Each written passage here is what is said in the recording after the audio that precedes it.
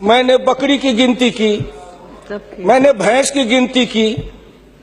अब संजोग से लोकसभा में आया हूं तो वो आंकड़े की गिनती करनी पड़ती है।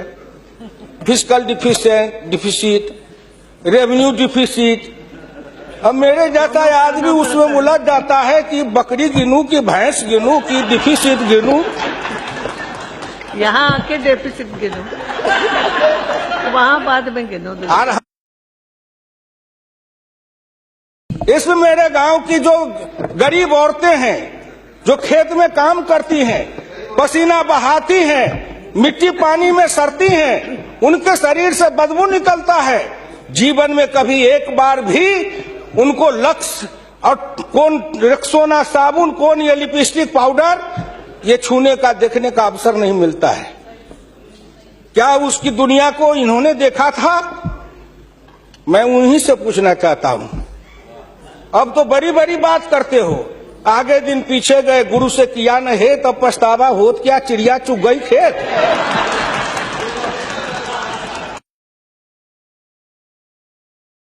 मैं 1977 में एमएलए बन के आया, इंडिया गेट के किनारे पैदल टहल रहा था। एक बड़ी गाड़ी में एक बड़ा कुत्ता जा रहा था, वो अपने मुंह को निकाल के जी लपलपाते जा रहा था।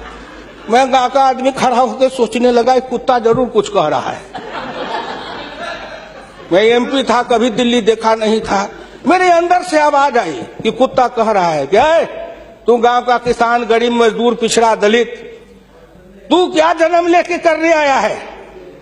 तुझसे मैं सौभाग्यशाली हूं। देख, मैं ठंड गर्म गाड़ी में बैठा हूं, केक खाता हूं, ऑमलेट कटलेट खाता हूं, गद्दे पर सोता हूं।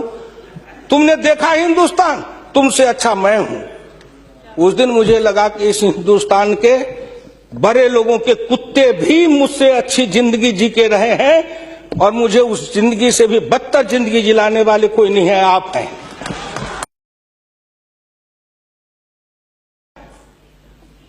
क्या हिंदुस्तान के पिछड़े और दलित समाज के लोगों ने अपराध किया था कि उसमें जन्म लिया? किसी ने भगवान के यहां दरखास्त दिया था कि मुझको तेली बना दो, मुझको लोहार बना दो, मुझको कुर्मी बना दो, मुझको कहार बना दो, मुझको अहिर बना दो, मुझको कलवार बना दो? कोई दरखास्त देके तो नहीं आया। आज वित्त मंत्री जी को धन्यवाद देगा, प्रधानमंत्री को, कि उन्होंने बजट में कुछ ऐसी योजनाएं बनाई है जिससे हिंदुस्तान के जाति प्रथा के बंधन को ढीला करने का अवसर मिलेगा।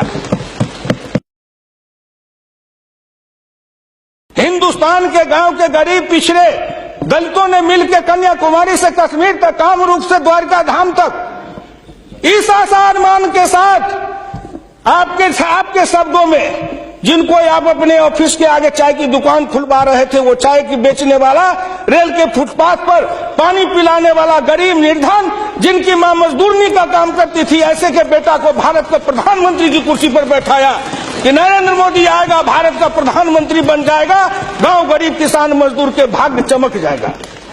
उन्होंने इसलिए सपना को देखा है। प्लीज वो हो जाएगा क्या?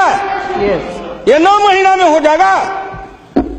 आप एक नेता बोलते थे, मैं सुन रहा था, मुलायम सिंह आदरणीय बोल रहे थे, मेरे साथी हैं, बरसों तक समाजवादी आंदोलन में लड़े, कि 9 महीना में तो बच्चा पैदा हो जाता है। मैंने कहा कितनी वैज्ञानिक बात कर रहे हैं, ये तो वैज्ञानिकता है, प्रकृति का नियम है, 9 महीना में बच्चा पैदा होता है। लेकिन जो बच्चा पैदा होता है, क्या वो बच्चा 9 महीना में फिर बच्चा पैदा कर देगा क्या?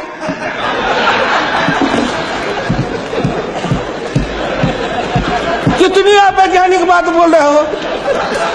इस सरकार का 9 महीना हुआ, 10 महीना हुआ, सरकार पैदा हुई, अब क्या सोचते हो? आप क्या सोचते हो? इसलिए आपसे मेरी विनम्र प्रार्थना है,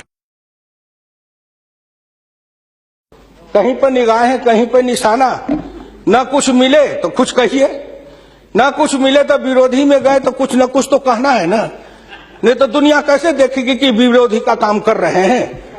इसलिए आपसे मेरी विनम्र प्रार्थना है, अगर विरोधी का काम भी करना है तो आप अपने नेताओं को कहिए कि कुछ दिन हमारे पास आए, 6 महीना ट्रेनिंग दे देंगे कि हम विरोधी थे तो क्या करते थे।